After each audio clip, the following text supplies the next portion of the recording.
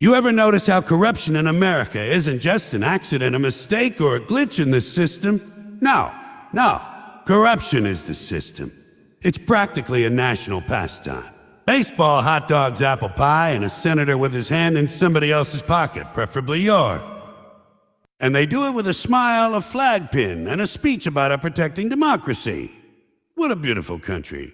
See, people think corruption is some shadowy backroom deal with guys wearing sunglasses indoors. But modern corruption, it's daylight robbery with PowerPoint slides. It's legal, polished, televised, sponsored, and tax deductible. It's not a crime anymore. It's a career path. You don't go to Washington to serve the people. You go to Washington to serve yourself, preferably on a silver platter with a lobbyist pouring the gravy. Politicians don't hide corruption. They advertise it.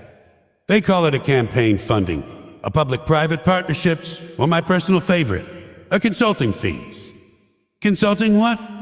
How to screw people with a straight face. Because they're damn good consultants at that, the best in the world.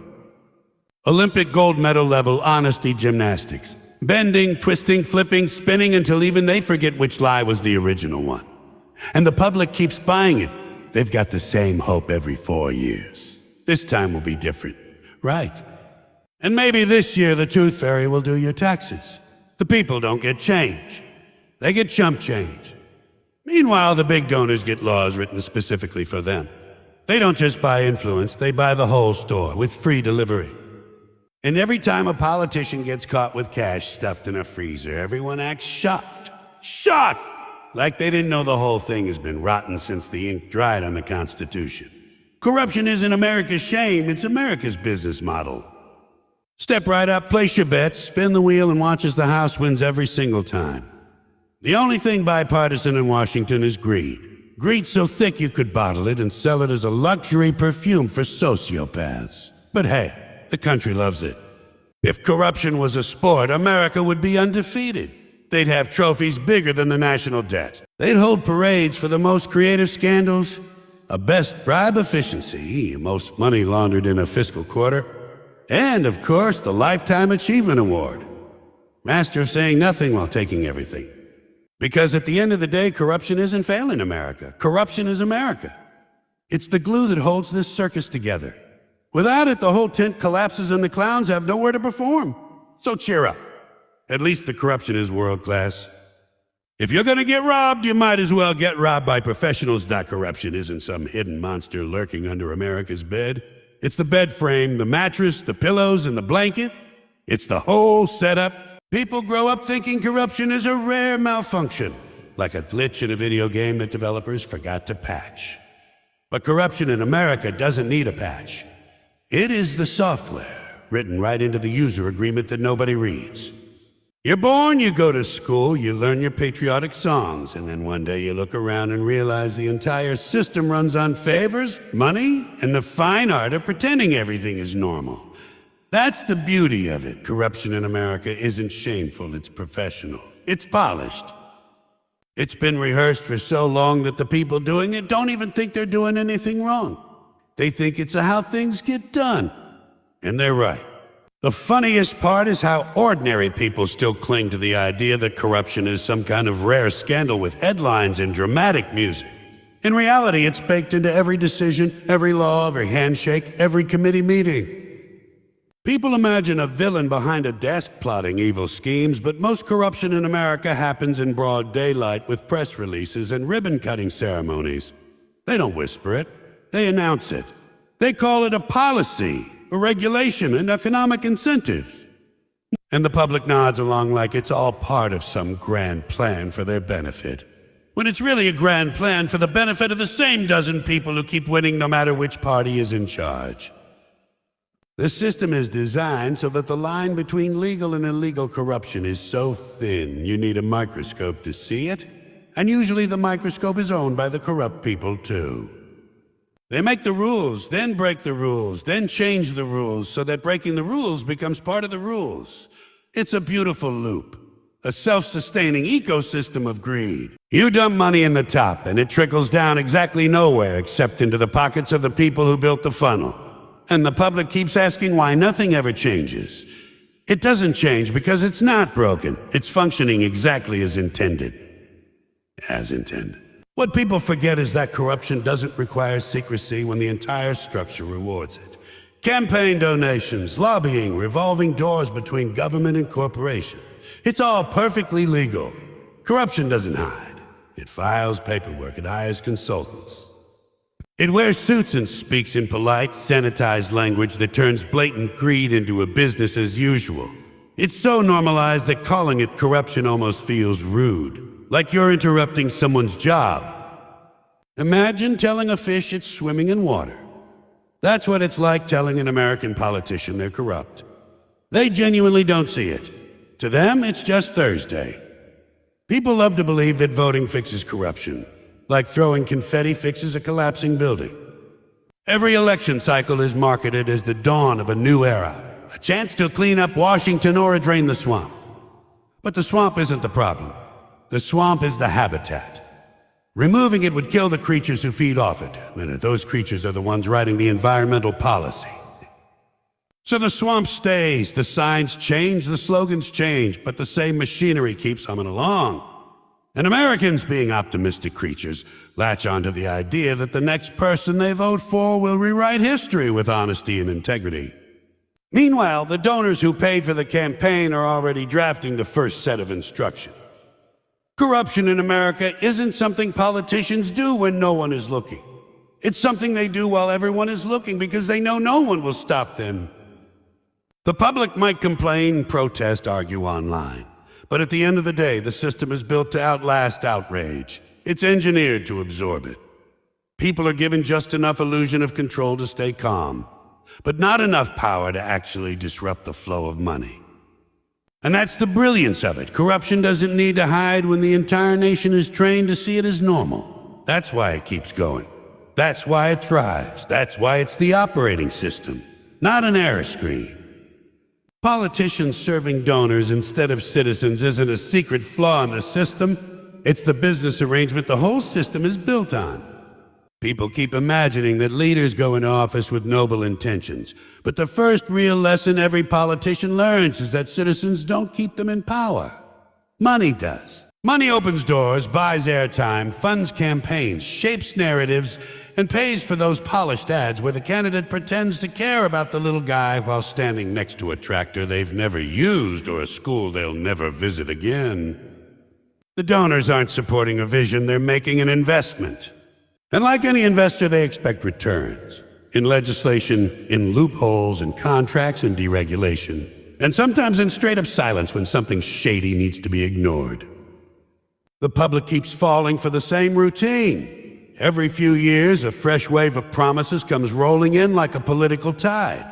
Reform or transparency, accountability, change. It's the same playlist with different album covers.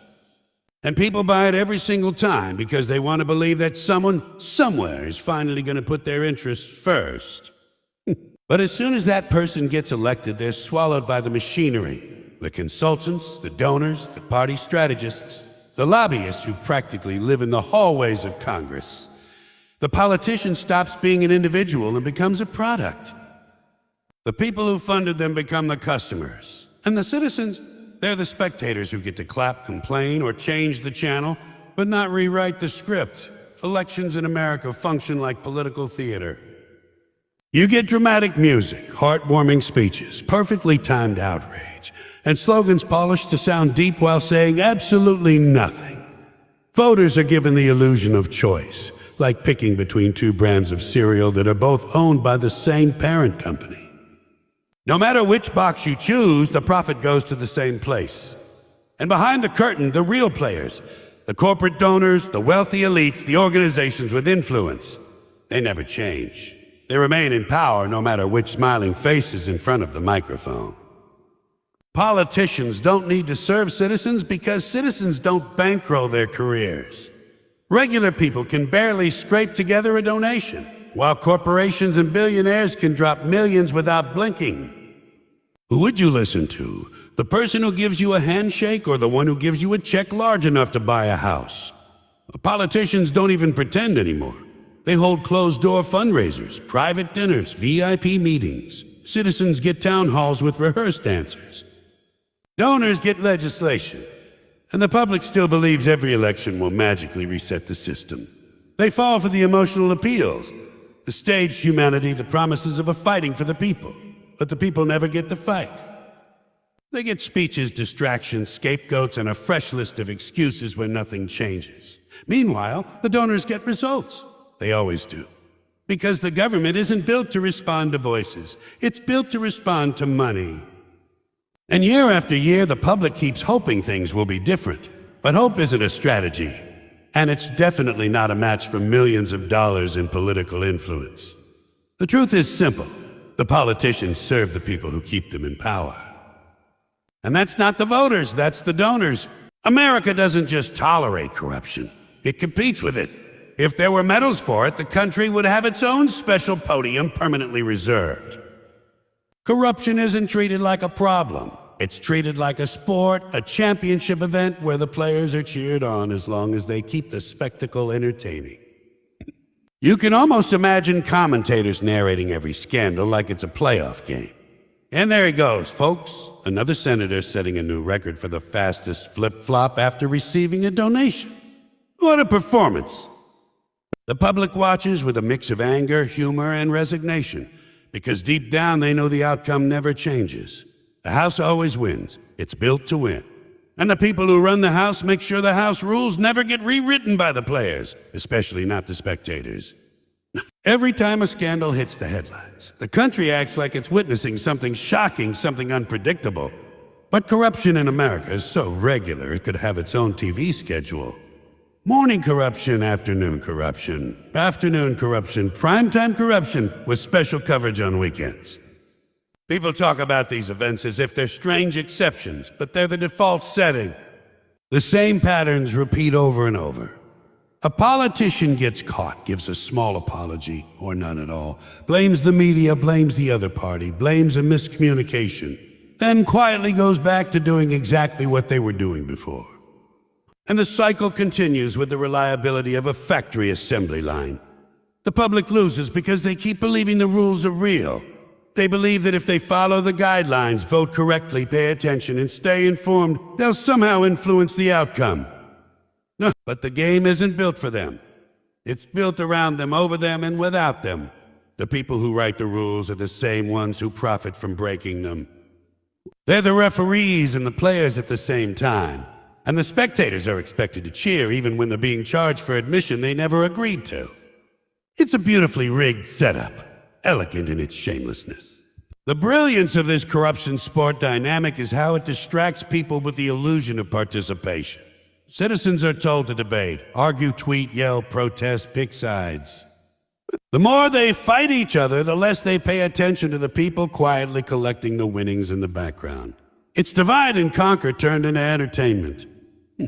People get so caught up in the noise that they forget the scoreboard is managed by the same group of insiders who never lose a single round. And the saddest part is that Americans are conditioned to admire winners, no matter how they win. If someone cheats effectively enough, the country doesn't punish them. It calls them a savvy, strategic, or a genius businessman. Success is celebrated no matter how much damage it leaves behind. Corruption becomes admirable as long as it's done with style and confidence. The culture practically rewards it. At the end of the day, the public keeps losing because they keep playing a game they never had a chance of winning. The only ones who walk away victorious are the ones who design the game. The politicians, the donors, the corporations, and the power brokers who treat the nation like a casino. And just like in any casino, the House isn't your friend. The House doesn't root for you. The House doesn't want you to win. The House wants you to keep playing. And keep paying while it cashes in every single time. When you step back and look at it, corruption in America isn't some occasional scandal or moral failing. It's the lifeblood of the system. Politicians serve donors, citizens chase illusions, and the public keeps cheering for winners who are winning against them. The whole setup functions like a well-oiled machine. The rules are written by those in power. The spectacle keeps people distracted, and the rewards flow to the ones already on top. Corruption isn't a glitch or a mistake. It's the national pastime, the sport where the spectators pay the entry fee while the House always wins. And maybe the most astonishing part is that Americans continue to participate willingly, hoping each new season will finally be different, when the truth is the game was designed to stay the same all along. The joke isn't on the politicians, it's on all of us, and we keep laughing anyway.